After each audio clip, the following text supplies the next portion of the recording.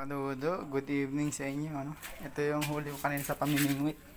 Nakawala pa nga yung hito, mga kadudo. Pero tinanggalan ko ng tibo yan. Tsaka ito kadudo, may nahuli din akong igat o ano ba to? Palos. Likot mo hito. Dalawa sana hito kong huli, mas malaki sana isa. Hindi mga ngalati dun sa una kong huli. Oh. Malaki nakawala. Ito mga kadudo, bala ko sana pagkaluto ko. Adobo sana ito. Kung igat ba tawag rito o palos.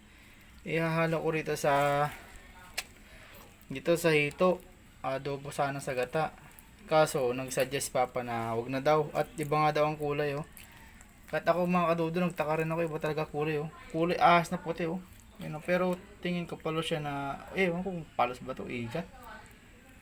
Ayun oh, laki siguro mga kalahating kilo to. O 1/4 ganyan. O megit. Ang malaki oh. Tatlong daliri yung lapad niya mga kadudo. Nag-suggest na itapo na lang at hindi nga familiar sa kulay lang sa kulay.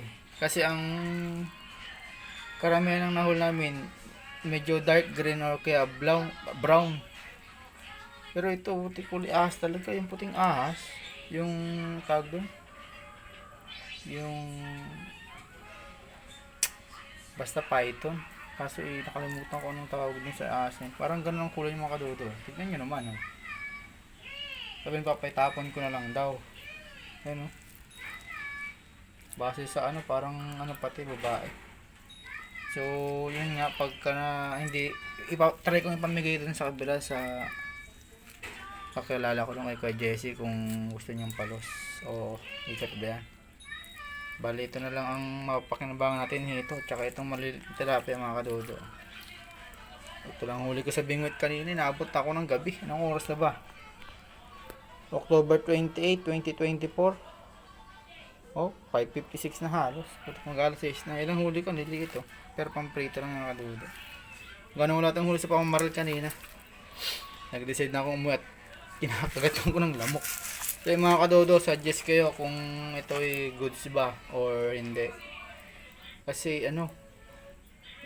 sa pamilya, hindi lang kami pamilyar sa kulay mga kadodo, pero sa ganda yung tsura yan. Ikat nga daw o palos. Kahit yung dati kong boss nagtaka ba't tsaka ko daw ito nahuli o paano ko nahuli. Kaya po sa bingwit lang. Nagulat nga rin ako. Pero kalimitan talaga nahuli sa bingwit yan. Nagulat ako dito sa kulay, bakit ganito. Hindi ko alam sa tubig or what. Pero ito mga kadodo, isa lang masasabi ko dito sa isa na to. Adobo sa gata at pupulutan natin yan mamaya.